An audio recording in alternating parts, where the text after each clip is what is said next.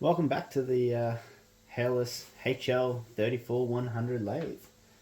Today we're going to tackle creating a parting tool holder for this parting tool blade.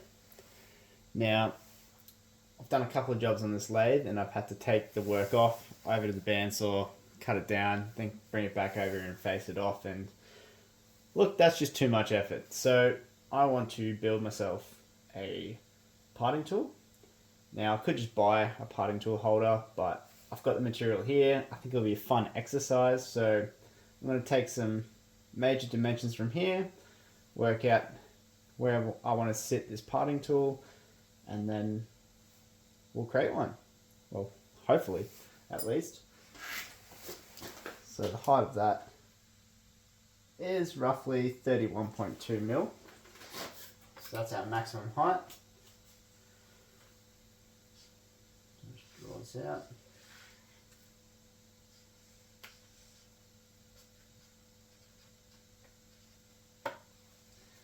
And the depth of it is roughly 18 mil.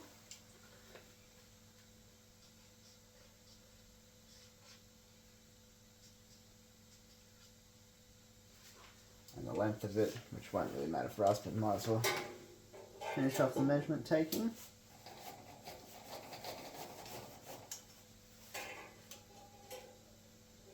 Is approximately 78 mil.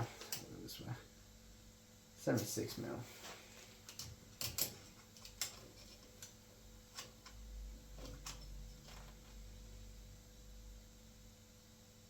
$76.6 I'm measuring.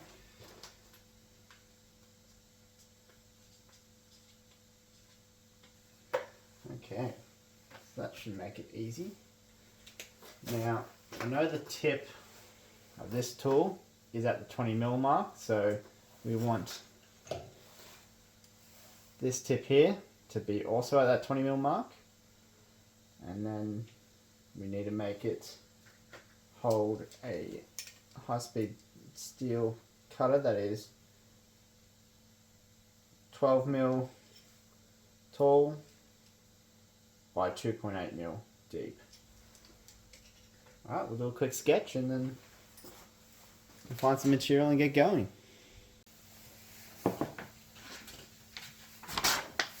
There's my terrible note taking for the measurements.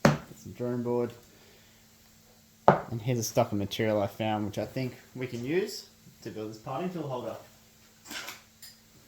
And of course, the parting tool itself. So what I'm thinking is I'm going to lose a fair bit of material by trying to square this off, but the dimensions of this currently are 50 by 24.7, it should be probably 25 mil, and we've got 32 mil tall. So we know our height measurement is going to have to be brought down to at least 31 mil. So I'm going to bring this down to 31. I think we want to drill a relief hole here through the whole length of this, and then come in, machine out this section, which will be 3 millimeters by 12 millimeters, with the idea we actually might slot that further back, so when the screws from the 4 tool post holder clamp down, it's going to close this gap here, kind of clamping down on the blade. Yeah, I reckon that's what we'll do. So I might have to build a slotting saw arbor, or we can maybe cut that with a bandsaw, because we don't need much yeah, we don't need much of a gap there, so we'll have a play, see how we go. If we need to change strategies, we can. I've got a fair bit of this stock. I'd like to get it right the first time, but we're just having a play in the workshop and seeing what we can do. So I think the first thing is we'll square this up, take that edge off, square that edge up. That gives us 2 flat sides. We'll come in, get the dimension right here, and then we'll do the final edge here. I don't care about these edges. They can stay middle scale. We might finish them off just to make it look pretty. But yeah, that's how we'll get started. So let's go over to the milling machine and start making chips. Here we can see our surface finish has left a lot to be desired. Still quite smooth, but it's very marred up. I don't know if these are the right cutters for this tool. Oh, yeah, chipped. Alright, I'm going to rotate those cutters on that tool and then we'll try again. I don't know if you can see it. Yeah, it's chipped away, that edge. Alright, I'll swap them out.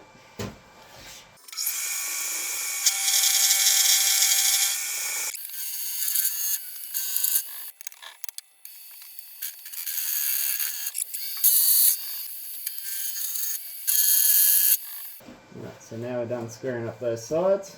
We'll take our measurements and see where we're at, and then come up with the process of machining out the space for the high-speed steel blank. Alright, so dimensions are 23.53, so we'll call that 23.5. Our height is 31.7, so we still need to come down at least 1.7 millimeters.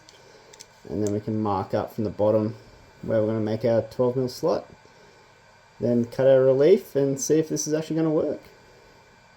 Let's do it. Now, because we've got the DRO and I haven't moved the Z height since that last cut, what I've got to do is zero this. I'll then take it to -1.7. We'll do it.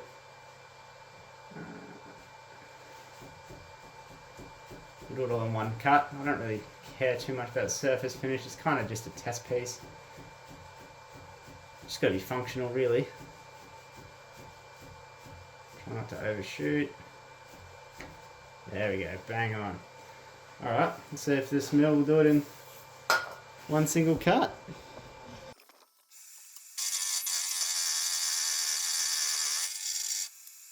Definitely could not have done that on my mini mill.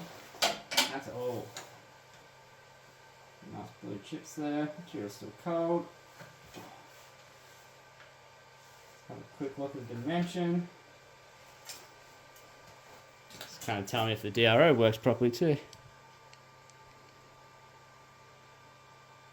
30.04. That is pretty good. I'm happy with that. Let's just make sure that that fits inside the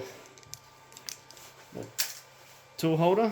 So we'll just spin around, look at the lathe. Here it is. And yep, that clears underneath. So let's deburr that and then look at making the 12mm slot. Okay, so this is the better surface finish, so I'll have this as the base, I think. Ooh, burr there, I didn't get.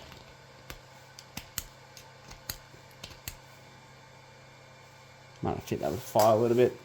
So that'll be the base. We know that the tool is 12mm tall, and we want it to be 20mm from the base here, so it's got to sit up here 20mm. So to do that, I'll mark the 20mm.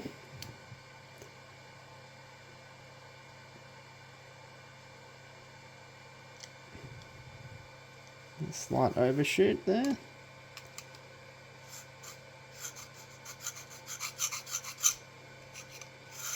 So it's a 20 mil line, minus 12, that gives us 8.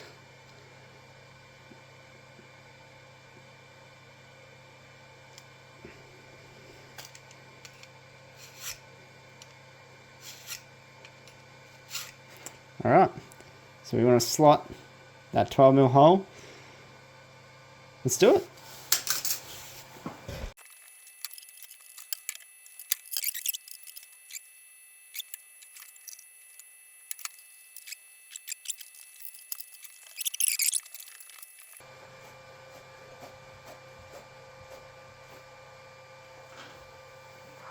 Start more towards the center and work our way out. And we do only want to go down 3 mil, but if we go down further, that's okay because we can skim the top off because we've got plenty of material there. Which I think is probably what we'll do. Anyway, start making some chips.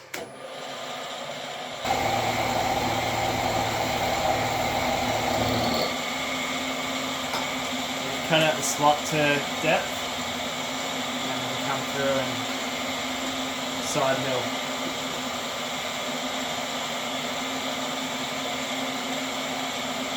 Next 10 mil.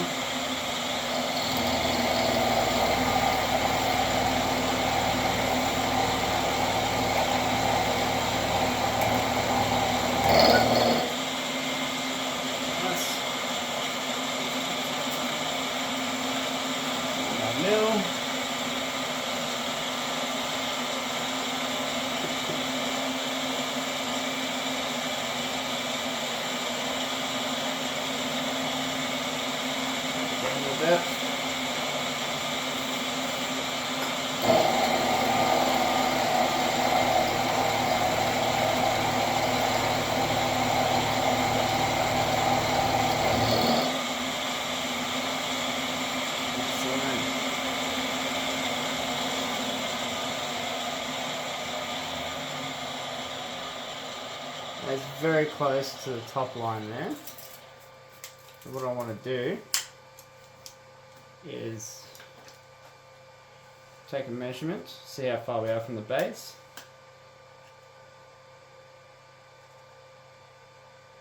So we are at 10.78. So if I zero that and come back, so zero that on the y-axis and come towards me 2.78, that's going to put us at bang on 8 mil, and then I'll zero that and move up whatever it is minus the cutter to cut the other side. Let's do it.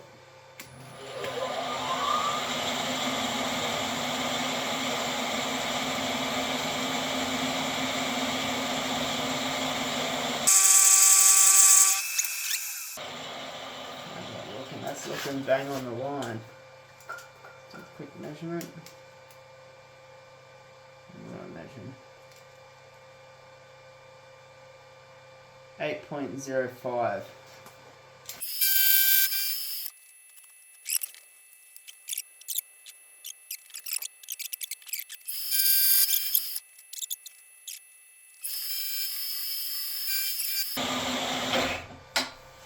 And that should clear this out. Nice tight fit here. Yes, we do. Very nice. Oh, I'm seeing another option here for holding this blade in place. We could probably drill and tap a holder onto the side that clamps it down. Let's go see how it looks on the lathe.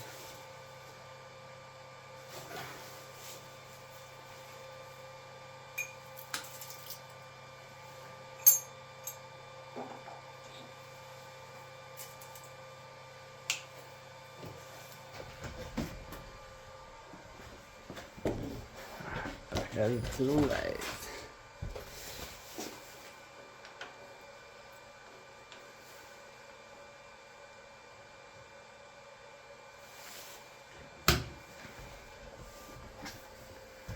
Alright, so you can see the concept here.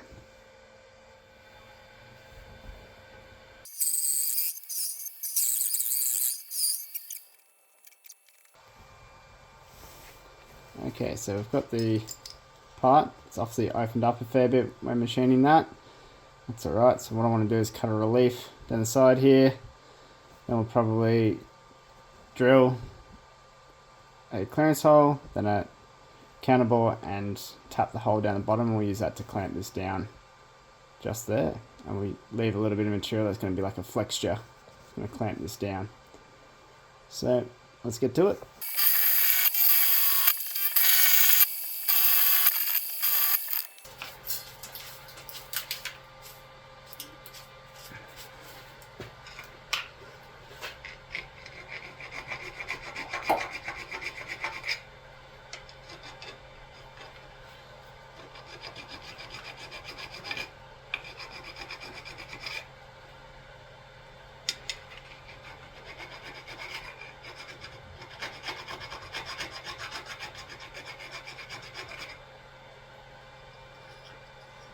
Alright, I just tested that in the actual tool post holder backwards and it worked pretty well. There's the camera. So basically I clamped down on this side, it pulled this down, locked the tool in place. So this flexure is working. You can see I've kind of bent it now. So what my current plan is, I'm going to drill some holes here, clearance holes, and then I'm going to tap into here. I reckon I'm going to do M5. Probably do 2 or 3 holes, and then we'll put some counterbore heads in there so that we can tighten down on this. There, and then that will close the flexure, and then we just use the tool post to hold on top of this. That surface is flat, that points up at 20 mil. We're pretty close. Alright, so we got the drill chuck. I've got a 6.5 mil for the clearance hole. I've got a 4.2 mil drill bit for the tapping hole size, and a 5 mil tap with a tap handle. That's everything we need. Let's go on and drill and tap some holes.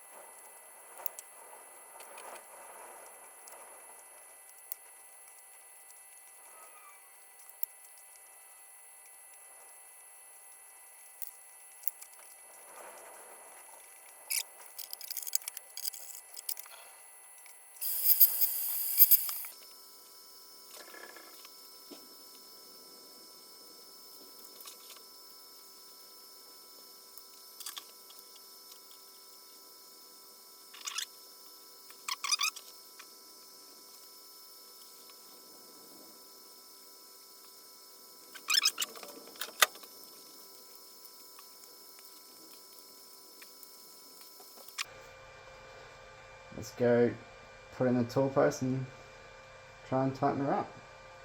Alright, actually we should probably tighten it up first, then put in the tool post. So this still hasn't been ground. I need to put reliefs on the sides here. But the project was this part, not that. Just going to lightly hold it in the vise here.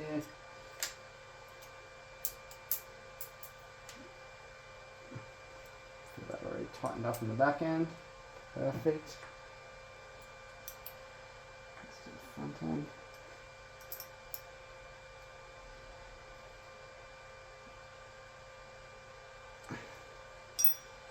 Alright, that tool feels secure. Let's go see if it works.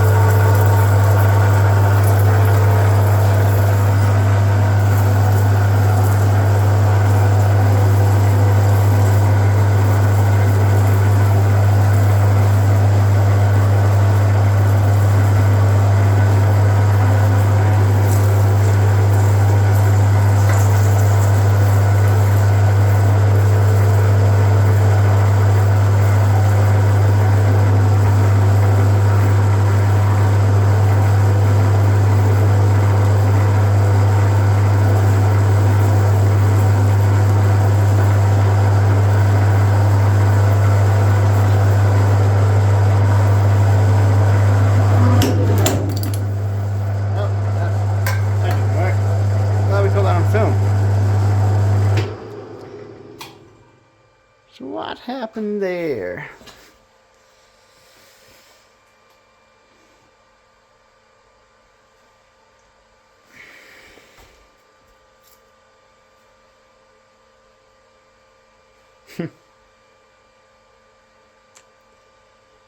Just didn't quite have it tight enough, and probably not enough lube. So there's no clearance on these angles, so that whole face is rubbing, which makes it very hard for it to cut. Try and release it and see if it still works. Alright, giving the tip a little bit of a sharpen. See if it does any better.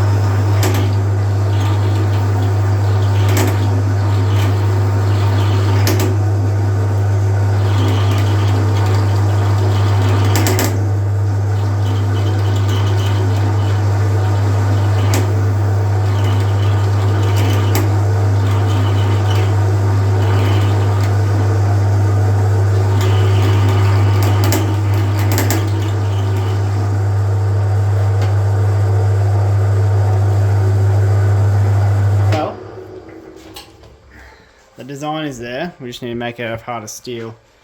So this, I can see it deflecting when it's trying to cut a little bit. It's just coming down, bouncing up and down, which isn't ideal. So basically, to fix that, we machine this out of a, oh yeah, I can kind of feel that boat a bit, out of some tool steel, and then we harden it, and then